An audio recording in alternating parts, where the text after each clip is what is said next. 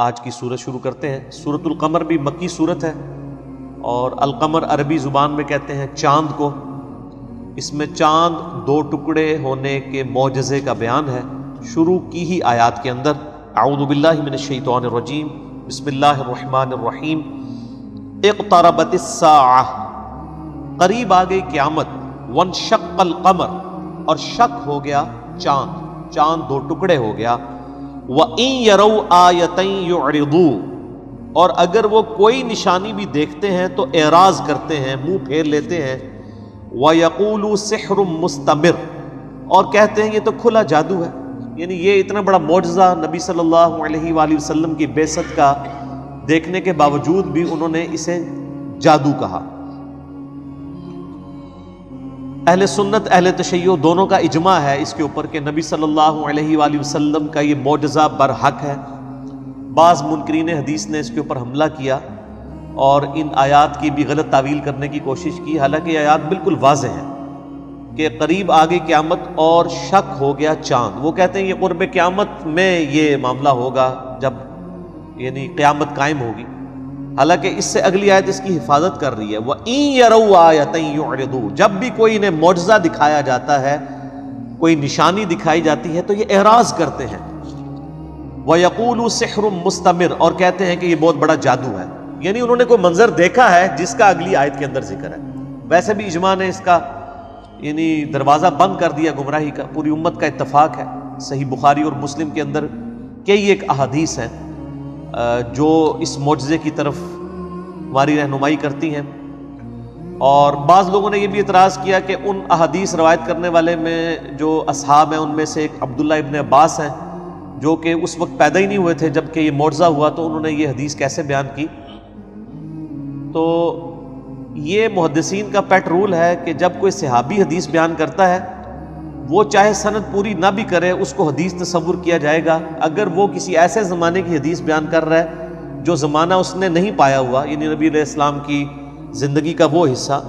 تو یہ امپلائڈ ہوتا ہے کہ اس نے کسی اور صحابی سے سن کے بیان کیا ہوگا۔ چونکہ صحابی جو ہیں وہ سارے کے سارے احادیث کے حوالے سے ایکسیپٹیبل ہیں، لہٰذا اس بحث میں نہیں پڑھا جائے گا کہ یہ حدیث ثابت ہے یا نہیں ہے، اس چکر میں نہیں پڑھا جائے گا۔ صحابی تک ثابت ہو جائے گی تو وہ حدیث اسٹیبلش مانی جائے گی۔ ویسے علمی طور پہ بھی اس کا جواب موجود ہے، وہ یہ کہ یہ حدیث جو ہے وہ صرف اور صرف سیدنا عبداللہ ابن عباس سے روایت نہیں ہے، بلکہ اس حدیث کے راوی سیدنا انس ابن مالک بھی ہیں اور سیدنا عبداللہ ابن مسعود بھی ہیں، اور عبداللہ ابن مسعود پہلے 10 صحابہ میں سے ہیں، وہ بھی یہ منظر دیکھنے والے ہیں۔ بخاری اور مسلم دونوں میں حدیث موجود ہے کہ عبداللہ ابن مسعود کہتے ہیں رضی اللہ تعالیٰ عنہ وعلیہ السلام کہ نبی صلی اللہ علیہ وآلہ وسلم نے مشرکین عرب کو جب جمع کر کے اپنی دعوت ان کے سامنے رکھی تو انہوں نے ڈیمانڈ کی کہ آپ کوئی نشانی اللہ کی طرف سے دکھائیں، تو نبی صلی اللہ علیہ وآلہ وسلم کو اللہ تعالیٰ نے وحی کے ذریعے یہ چیز بتائی کہ چاند دو ٹکڑے کیا جائے گا نشانی کے طور پر۔ تو پھر آپ صلی اللہ علیہ وآلہ وسلم نے مشرکین کو چاند کی طرف متوجہ کیا، ان سب کے سامنے چاند دو ٹکڑے ہوا، اور ہیرا پہاڑی، عبداللہ ابن مسعود کہتے ہیں کہ جو ہیرا کا پہاڑ ہے وہ ہم نے درمیان میں دیکھا، اور چاند کا ایک ٹکڑا ایک طرف چلا گیا، دوسرا ٹکڑا دوسری طرف، اور پھر اس کے بعد وہ دونوں ٹکڑے مل گئے۔ تو یہ معجزہ آپ صلی اللہ علیہ وآلہ وسلم کا دعوی نبوت کا نہیں تھا، بلکہ نبوت کی نشانی تھی۔ دعوی نبوت کا معجزہ وہ ہوتا ہے کہ جو ڈیمانڈ کیا جاتا ہے کہ یہ کر کے دکھائیں، اس قسم کا آپ صلی اللہ علیہ وآلہ وسلم کو کوئی معجزہ نہیں دیا گیا جو کافروں کی ڈیمانڈ پوری کرتا ہو۔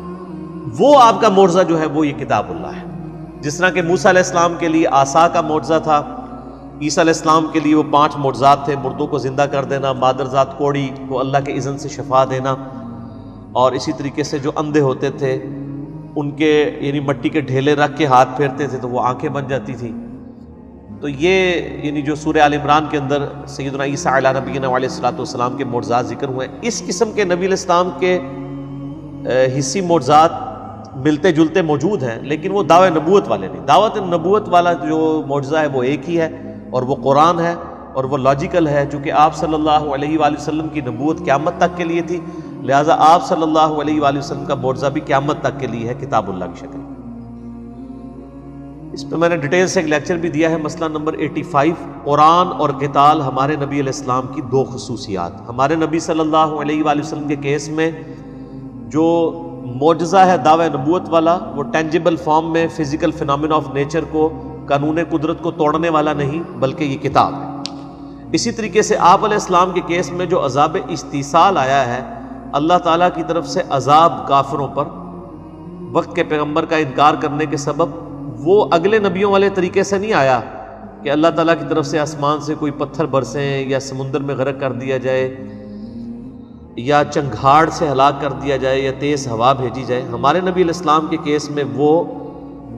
اللہ تعالیٰ نے صحابہ کرام کی تلواروں کو مسلط کیا مشرکین عرب پر اور اہل کتاب کے اوپر، جس کا ذکر سورہ توبہ کی آیت نمبر 14 میں موجود ہے کہ اللہ تعالیٰ چاہتا ہے مسلمانوں تمہارے ہاتھوں سے انہیں عذاب دے۔ تو یہ قتال بھی نبی علیہ السلام کی خصوصیت ہے اور قرآن بھی۔ اس میں نے لیکچر دیا تھا، مسئلہ نمبر 85، قرآن اور قتال ہمارے محبوب صلی اللہ علیہ وآلہ وسلم کی دو خصوصیات۔ بہرحال یہ بہت بڑا معجزہ تھا، اور قرآن حکیم میں 3 ہی معجزات ہیں جو آپ علیہ السلام کے ذکر ہوئے ہیں، باقی درجنوں آپ کے معجزات بخاری اور مسلم میں آئے ہیں۔ میں نے بڑی ڈیٹیل کے ساتھ اس کے اوپر 4 نشستوں میں آلموسٹ تقریباً 7 گھنٹے کی گفتگو کی تھی۔ مسئلہ نمبر 131 ABCD، جس میں نے معجزات، کرامات، استدراج، علوین، یہ ساری کی ساری چیزوں کو ڈیٹیل کے ساتھ قرآن حکیم اور بخاری اور مسلم کی روشنی میں ڈسکس کیا تھا۔ آج میں اسے سکپ کرتا ہوں۔ اس میں بھی میں نے سٹارٹ میں بتایا تھا کہ نبی علیہ السلام کے 3 معجزات ایسے ہیں جن کا ذکر قرآن کے اندر آیا ہے، باقی سارے معجزات کا ذکر احادیث کے اندر ہے۔ اس میں سے پہلا معجزہ آپ صلی اللہ علیہ وآلہ وسلم کا یہ ہے قرآن حکیم، جس کا ذکر 12 آیا، لیکن سورۃ العنکبوت میں کلائمیکس ہے کہ یہ کافر کہتے ہیں کہ اس نبی کو معجزہ کیوں نہیں دیا گیا، تو کیا ان کے لیے کافی نہیں ہے کہ یہ اللہ کی کتاب کی آیات ان کے اوپر تلاوت کی جاتی ہے؟ تو یہ آپ کا نمبر 1 معجزہ جو قرآن میں ذکر ہوا، دعوی نبوت والا۔ دوسرا آپ صلی اللہ علیہ وآلہ وسلم کا جو معجزہ ہے وہ شق القمر والا واقعہ، جو ہم نے یہ سورۃ القمر میں ڈسکس کیا، چاند 2 ٹکڑے ہونے والا۔ اور تیسرا آپ صلی اللہ علیہ وآلہ وسلم کا معجزہ ہے الاسراء والمعراج، یعنی راتوں رات آپ کو ایک بہت لمبا سفر کروایا گیا، بیت اللہ سے لے کر بیت المقدس تک۔ اس رات کے سفر کو کہا جاتا ہے الاسراء، رات کا سفر۔ اور پھر بیت المقدس سے 7 آسمانوں کے اوپر 7 آسمانوں کی سیر کروائی گئی اور مختلف انبیاء سے ملاقاتیں ہوئی، اس کو کہا جاتا ہے المعراج۔ تو یہ ہم ویسے عموماً اپنی اردو لنگوسٹک کے اندر واقعہ معراج اسے کہتے ہیں۔ بیسیکلی یہ 2 حصوں کا مجموعہ ہے، الاسراء والمعراج۔ سبحان الذی اسرا بعبدہ لیلا من المسجد الحرام الی المسجد الاقصی، یہ آپ کا زمینی سفر ہے، یہ الاسراء کہلاتا ہے۔ اور دوسرا آپ کا آسمانی سفر ہے، جس کا ذکر پچھلی سورت میں ہم پڑھ چکے ہیں، سورۃ النجم کے اندر۔ تو اس کے اوپر بھی میں نے ڈیٹیل کے ساتھ 3 لیکچر ریکارڈ کروا دیے ہیں۔ مسئلہ نمبر 126 ABC، واقعہ معراج کے اوپر آپ درجنوں کتابیں پڑھ لیں، سینکڑوں لیکچر سن لیں، آپ کو کمبائنڈ فارم میں بالکل جو من ون جو بات کتاب و سنت کے اندر جتنی آئی ہے وہ آپ کو کہیں نہیں ملے گی سوائے ان 3 لیکچرز کے۔ اللہ کے فضل سے میں نے بڑی محنت کے ساتھ وہ لیکچرز تیار کیے تھے۔ جب ہماری آیات آئی تھی وہ سورہ الاسراء، سورہ بنی اسرائیل کی شروع کی آیات، سبحان الذی اسرا بعبدہ لیلا من المسجد الحرام الی المسجد الاقصی، تو اس ایک آیت کے اوپر میں نے 3 نشستیں یہاں پہ ریکارڈ کروائی تھی۔ اسی لیے آپ دیکھیں ہماری قرآن کلاسز اب مختصر ہیں، ورنہ تو ایک آیت کے اوپر 3-3 4-4 ہفتے ہمارے لگ جاتے تھے تاکہ ہم وہ کنٹروورشل ایشوز کو ڈسکس کریں۔ اب تو ہم پوری صورت بھی کور کر دیتے ہیں، صرف ایک ریفرنس دے دیتے ہیں، جسے شوق ہو تو وہ ڈیٹیل کے لیے ان چیزوں کو دیکھ لیں۔ تو یہ آپ صلی اللہ علیہ وآلہ وسلم کے 3 معجزات میں سے ایک معجزہ ہے۔ اس کے علاوہ احادیث میں سورج پلٹانے والا واقعہ بھی موجود ہے، لیکن اس کی صحت کے اوپر کلام ہے، یعنی محدثین کا اتفاق نہیں ہے۔ امام طحاوی ویسے اس کی سند کو صحیح کہتے ہیں کہ سیدنا علی رضی اللہ تعالیٰ عنہ کی ایک دفعہ یعنی نماز چھوٹ گئی، آپ صلی اللہ علیہ وآلہ وسلم سیدنا علی کی گود میں یعنی سر رکھ کے سو گئے، اس دوران نماز ان کی چھوٹ گئی، اور وہ پھر اسی غم کے عالم میں مطلب انہوں نے رونا شروع کیا، تو ان کے کچھ آنسو نبی علیہ السلام کے رخسار پہ لگے،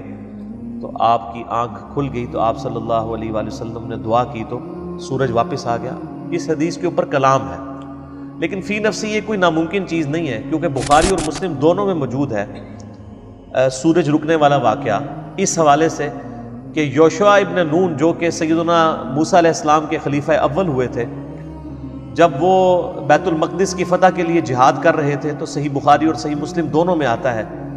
کہ جمعے کا دن تھا اور ان کی فتح کا وقت بالکل قریب آ چکا تھا، اگلا دن ہفتے کا تھا، اور اگر جنگ ہفتے کے دن تک کے لیے پوسٹ پون ہو جاتی تو ہفتے والے دن یہودیوں کے لیے قتال کرنا منع تھا، صرف عبادت کا دن تھا، تو وہ ایک دن کے لیے جنگ روکنی پڑ جاتی اور پھر وہ جنگ اتوار کو کنٹینیو کرنی پڑتی۔ تو اب ظاہر ہے ایک دن کے لیے جنگ رکے تو دشمن کو سنبھلنے کا موقع مل جاتا ہے۔ تو یوشع ابن نون نے دعا کی کہ اے اللہ ہمارے لیے سورج کو روک دے، کہ یعنی جو جمعے کا دن ہے ہمارے لیے لمبا کر دے جب تک کہ ہم کافروں پر غلبہ نہ پا لیں، کیونکہ آپ کو پتہ ہے نا کہ شریعت اسلامیہ میں چاہے وہ جیوز اور کرسچنز ہوں یا مسلمان ہوں، مغرب ہوتے ہی اگلا دن شروع ہو جاتا ہے، تو جمعے کی مغرب سے ہی ہفتے کا دن شروع ہو جاتا تھا ٹل ہفتے کی مغرب تک۔ تو بخاری مسلم کے الفاظ ہیں کہ یوشع ابن نون کی دعا سے اللہ تعالیٰ نے سورج کو روک دیا، یہاں تک کہ مسلمانوں کو، اس وقت کے یہودی اور ظاہر مسلمان ہی تھے وہ، جب تک کہ انہوں نے نبی علیہ السلام کا انکار نہیں کیا تو اللہ تعالیٰ نے فتح دے دی۔ تو یہ واقعہ تو مطلب بخاری مسلم دونوں میں، لہٰذا اگر کوئی سورج پر لٹرانے والے معجزے کو یا سورج روکنے والے معجزے کو اللہ کے اذن سے صحیح مانتا ہے، اس میں کوئی عقیدے کی خرابی والا ایشو نہیں ہے۔ اس طرح کا واقعہ تو بخاری مسلم میں بھی موجود ہے۔ باقی ڈیٹیلز کے لیے آپ مسئلہ number 131 A B C D 4 ہیں میرے لیکچرز، اور میں نے بڑی محنت کر کے درجنوں آیات قرآن حکیم کی اور درجنوں بخاری و مسلم سے احادیث کی روشنی میں یہ سارے ایشوز ریزالو کیے ہیں کہ معجزہ کسے کہتے ہیں، استدراج کیا ہوتا ہے، کرامت کیا ہوتی ہے، نظروں کا دھوکہ کیا ہوتا ہے، جادو کیا ہوتا ہے، یہ ساری کی ساری چیزیں میں نے ڈیٹیل کے ساتھ ڈسکس کی تھیں۔ آج ہم ان کو سکپ کرتے ہیں۔ تو اللہ تعالیٰ ہمارا ہے کہ قریب آ گئی قیامت اور ٹوٹ گیا چاند، یعنی نبی علیہ السلام کی جو بعثت ہے یہ خود قیامت کی ایک خبر ہے۔ دیکھیں نا، ہزاروں سال کی انسانی تاریخ میں آخری پیغمبر آپ صلی اللہ علیہ وآلہ وسلم کی ذات ہے۔ اب آپ علیہ السلام کے بعد تو صرف قیامت ہی آنی ہے نا، اس اعتبار سے دیکھا جائے تو واقعی نبی علیہ السلام اور قیامت ساتھ ساتھ ہے، اور بخاری اور مسلم دونوں میں یہ حدیث موجود ہے کہ میں اور قیامت اس طرح ساتھ بھیجے گئے ہیں جس طرح یہ دو انگلیاں۔ اب اللہ کے نزدیک جو ہے وہ تو قرآن حکیم میں اللہ تعالیٰ سورہ سجدہ میں فرماتا ہے نا کہ اللہ کے ہاں جو ایک دن کی گنتی ہے نا تمہارے 1000 برس کے برابر ہوتی ہے۔ تو نبی علیہ السلام کو دنیا سے گئے ہوئے ابھی 1.5 دن بھی نہیں گزرا اللہ کی گنتی میں، کیونکہ 1500 سال تو نہیں ہوئے، کیونکہ اللہ کے ہاں ایک دن جو ہے وہ 1000 سال کا ہے، سورہ سجدہ میں آتا ہے پارہ نمبر 21 میں۔ تو ظاہر ہے کہ اگر آپ ہزاروں سال کی انسانی تاریخ میں ہزاروں پیغمبروں کو دیکھیں، اس اعتبار سے نبی صلی اللہ علیہ وآلہ وسلم بالکل اینڈ پر آئیں اور آپ علیہ السلام کے بعد اب قیامت ہی آنی ہے، تو پھر واقعی قیامت کا وقت قریب آ گیا۔ تو نبی علیہ السلام کی بعثت خود قیامت کی نشانیوں میں سے ایک نشانی ہے، اس لیے یہاں پہ ذکر کیا ہے۔ لہٰذا وہ جو منکرین حدیث کہتے ہیں کہ یہ قیامت کے دن کا نقشہ کھینچا گیا ہے کہ اس دن جیسا کہ سورۃ القیامہ میں آتا ہے نا وَجُمِعَ الشَّمْسُ وَالْقَمَرُ، چاند اور سورج ملا دیے جائیں گے، یعنی گریویٹیشنل فورس ڈسٹرب ہوگی اور قیامت آئے گی۔ وہ کہتے ہیں یہ اس وقت چاند ٹوٹے گا جب قیامت قائم ہوگی، تو اسی لیے قیامت کا ذکر ہے۔ لیکن یہ یاد رکھیں کہ یہ قیامت قریب آنے کا ذکر ہے، تو نبی علیہ السلام کی بعثت خود قیامت کے قریب آنا کی ایک نشانی ہے۔ کئی اور نشانیاں بھی ہیں، ان میں سے نبی علیہ السلام کی بعثت بھی ہے۔ وَإِن يَرَوْا آیَةً يُعْرِضُوا، اور کوئی بھی وہ نشانی دیکھتے ہیں تو اعراض کرتے ہیں، وَيَقُولُوا سِحْرٌ مُسْتَمِرٌ، اور کہتے ہیں کہ یہ تو بڑا جادو، بہت بڑا زبردست قسم کا جادوگر ہے جو یہ جادو دکھاتا ہے۔ وَكَذَّبُوا وَاتَّبَعُوا أَهْوَاءَهُمْ، اور انہوں نے نبی علیہ السلام کے اس معجزے کو جھٹلا دیا اور اپنی خواہشات نفسانی کی پیروی میں لگ گئے۔ وَكُلُّ أَمْرٍ مُسْتَقِرٌ، اور ہر کام کا ایک انجام ہونے والا ہے، یعنی انہوں نے جو اپنے وقت کے پیغمبر کا انکار کیا تو ان پر بھی عذاب آئے گا، یہ انتظار کریں۔ اور پھر وہ عذاب قتال کی شکل میں آیا۔ غزوہ بدر میں اللہ تعالیٰ نے پہلی قسط دی ان کو، یعنی 70 سردار جو ہیں وہ بدر کے میدان میں قتل ہوئے، 70 کے قریب قیدی بنائے گئے۔ وَلَقَدْ جَاءَهُم مِّنَ الْأَنبَاءِ مَا فِيهِ مُزْدَجَرٌ، اور پہنچ چکی ہیں پہلی قوموں کی بربادی کے واقعات ان کافروں تک جس میں بڑی عبرت ہے۔ یعنی یہ نہ سمجھیں کہ جس طرح اگلی قومیں ہلاک ہوئی تھیں تو ہمیں شاید کوئی چھوٹ مل جائے، جب تمہیں بتایا جا رہا ہے کہ قوم نوح ہلاک ہوئی وقت کے پیغمبر کا انکار کرنے کی وجہ سے، قوم عاد، قوم سمود، تو یہ کفار مکہ یہ نہ سمجھے کہ ان کے اوپر عذاب نہیں آئے گا، یہ تو اللہ کی رحمت ہے کہ عذاب ڈیلے ہو رہا ہے۔ اگر عذاب آ جاتا تو آج خالد ابن ولید جو ہے وہ صحابی تو نہ ہوتے۔ نبی علیہ السلام کی اعلان نبوت کے بعد 19 سال تک حضرت خالد ابن ولید نے اسلام قبول نہیں کیا، اور یہ دیکھیں وہ 19 سال زندہ بھی رہے ہیں۔ مر بھی سکتا ہے بندہ، بیچ میں جنگیں بھی لڑی ہیں، بدر تو نہیں لڑ سکے، احد کے اندر پہنچے تھے، اور انہی کی وجہ سے نبی علیہ السلام کے دانت بھی شہید ہوئے، اور بخاری مسلم میں آتا ہے کہ آپ کی مبارک زبان سے بد دعا بھی نکل گئی کہ اللہ تعالیٰ ایسی قوم کو کیسے ہدایت دے گا جنہوں نے اپنے نبی کا چہرہ خون سے رنگ دیا۔ پھر سورہ ال عمران میں اللہ تعالیٰ نے نبی علیہ السلام کے اوپر اس حوالے سے گرفت کی کہ آپ کو کوئی اختیار نہیں ہے، اللہ تعالیٰ چاہے تو ہدایت بھی دے سکتے، اور اسی خالد ابن ولید کو پھر ہدایت ملی، اور اللہ تعالیٰ نے اسی مبارک زبان سے سیف اللہ کا لقب بھی دلوایا۔ انک لا تہدی من احببت ولکن اللہ یہدی من یشاء، سورۃ القصص آیت نمبر 56۔ اے نبی علیہ السلام، آپ جس سے محبت کرتے ہیں آپ اسے ہدایت نہیں دے سکتے، ہاں اللہ جسے چاہتا ہے ہدایت دیتا ہے۔ اور اس کا ایک ترجمہ یہ بھی ہے کہ اللہ تعالیٰ ہدایت دیتا ہے جو چاہتا ہے کہ اسے ہدایت ملے۔ یعنی وہ ڈاکٹر اسرار صاحب اکثر ایک بات فرمایا کرتے تھے بڑی زبردست، کہ جو شخص سویا ہوا ہے نا اس کو تو آپ جگا سکتے ہیں، کیونکہ اس نے تو کہا کہ مجھے جگا دینا یار، تو وہ جاگ جائے گا، اور جو بندہ آنکھیں بند کر کے زبردستی لیٹا ہوا ہے اس کو کوئی جگا سکتا ہے؟ وہ پہلے ہی جاگ رہا ہے، وہ جاگنا چاہتا نہیں۔ ہدایت کا بھی معاملہ یہی ہے کہ جو شخص ہدایت کا طلبگار ہے نا وہ ہدایت اس کو مل جائے گی،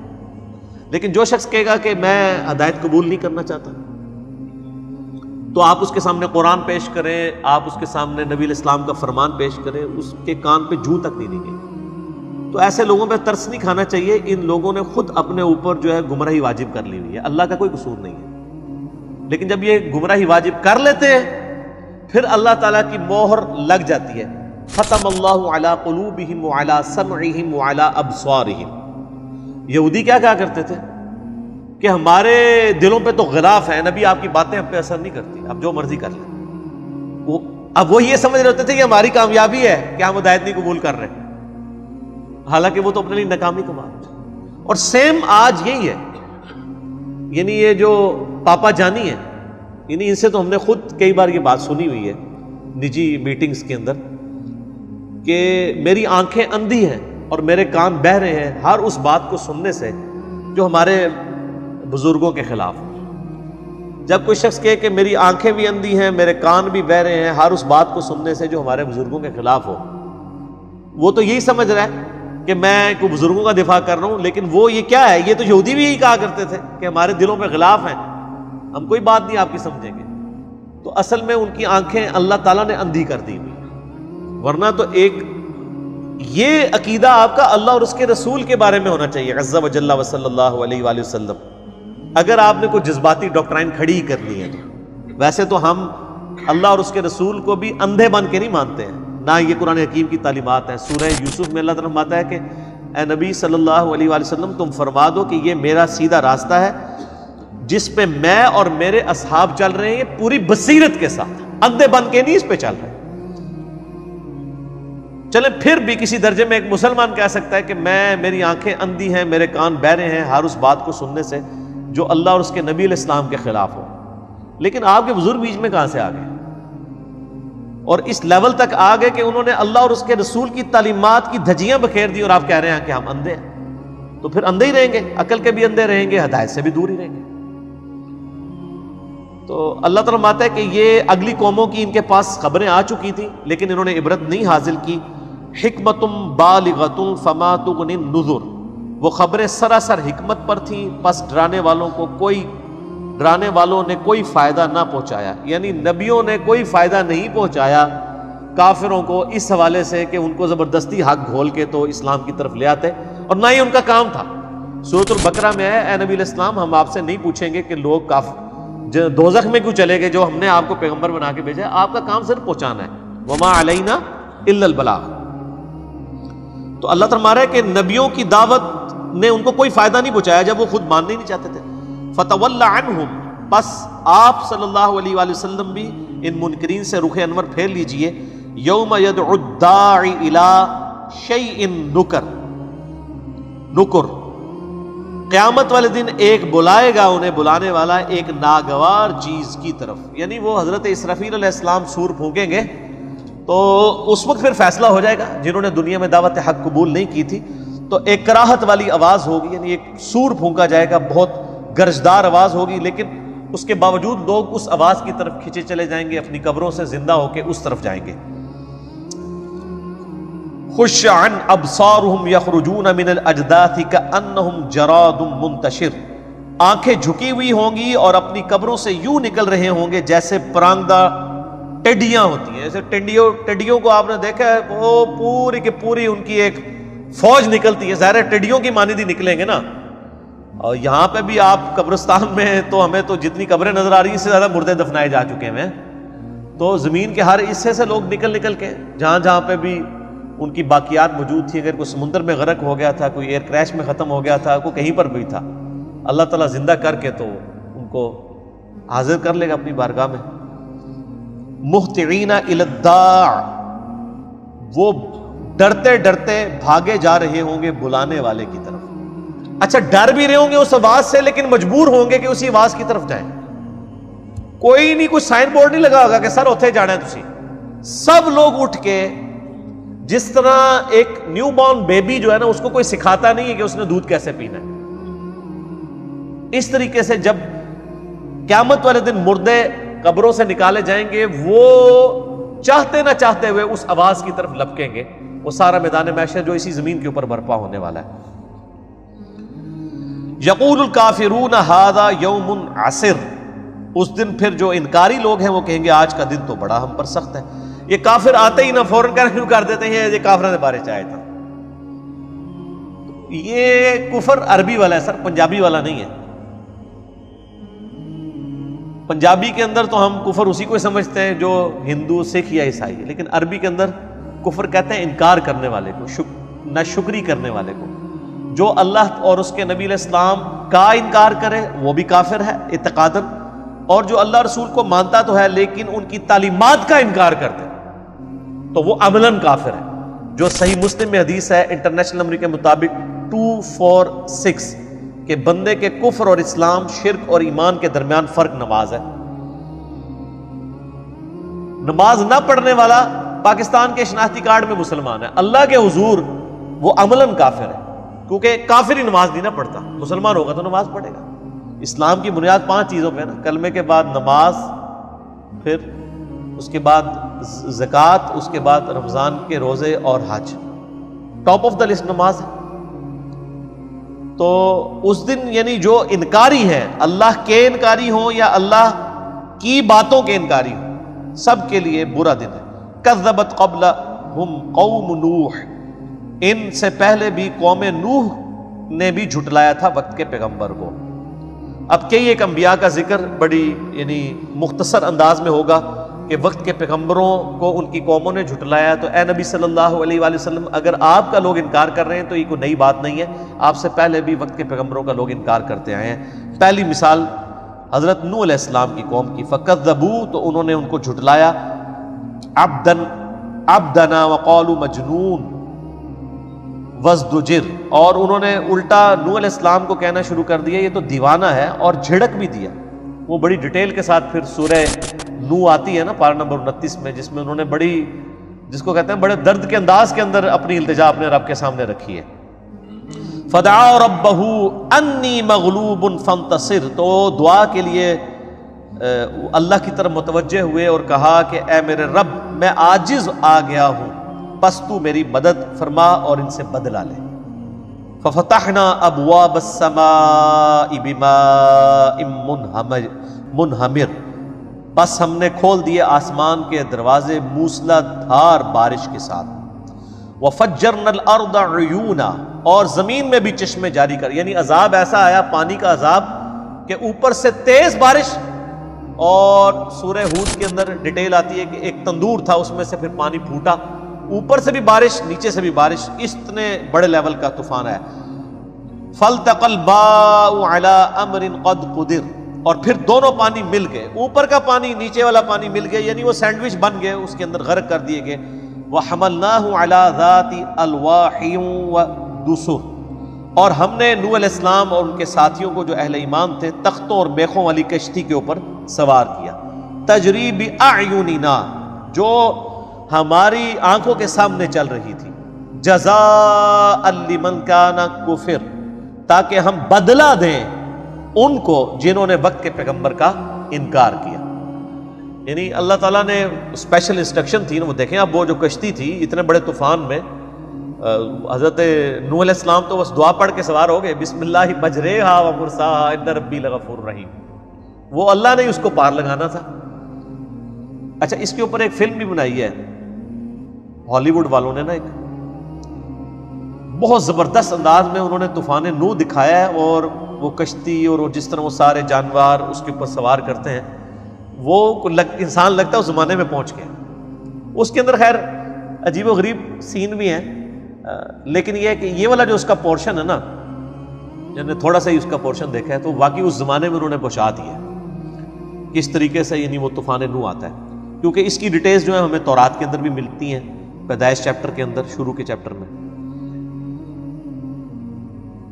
تو وہ اللہ تعالیٰ فرماتا ہے ہم نے بدلہ لے لیا، وَلَقَدْ تَرَكْنَاهَا آیَةً فَهَلْ مِن مُدَّکِرٍ، اور ہم نے پھر حضرت نوح علیہ السلام کی قوم کو ایز اے نشانی آنے والوں میں چھوڑ دیا، تو ہے کوئی نصیحت قبول کرنے والا؟ یعنی تورات کے اندر بھی موجود، قرآن کے اندر بھی، اور عملی تواتر کے ساتھ بھی یہ چیزیں نقل ہوئیں کہ قوم نوح نے بھی نوح علیہ السلام کا انکار کر کے تباہی خود اپنے گلے ڈال لی تھی۔ تو اس سے عبرت حاصل کرو کہ اگر اب تم ہمارے نبی صلی اللہ علیہ وآلہ وسلم کا انکار کرتے ہو تو تمہیں دنیا کی زندگی میں عذاب آئے گا، اور دنیا کی زندگی میں اگر ڈلے بھی ہوا عذاب، بالآخر آخرت کا عذاب تو آنے والا ہے، کیونکہ بخاری اور مسلم کی حدیث ہے کہ جو مر گیا اس کی قیامت قائم ہوگی، اس کے لیے قیامت تو وہیں سے شروع ہوگی۔ حتیٰ کہ قرآن حکیم میں سورۃ الانعام کے اندر آتا ہے کہ جب ایسے لوگوں کی موت کا وقت قریب آتا ہے تو فرشتے ان کے منہ اور پیٹھ کے اوپر ہتھوڑے مارتے ہیں، یعنی نزع کے عالم میں یہ عذاب کا سلسلہ شروع ہو جاتا ہے۔ وَلِعَوْذُ بِاللَّهِ تَعَالَى اللہم اجرنا من النار، آمین۔ فَكَيْفَ كَانَ عَذَابِي وَنُذُرِ، سو میرا عذاب کیسا ہوا اور میرا ڈرانا کیسا نکلا، یعنی اللہ تعالیٰ یہ ٹونٹ کے طور پہ بات کر رہا ہے کہ وہ مطلب اس وقت تو بڑی شیخیاں بگاڑتے تھے نا، پھر جب میرا عذاب آیا تو پھر دیکھا ان کے ساتھ کیا ہوا۔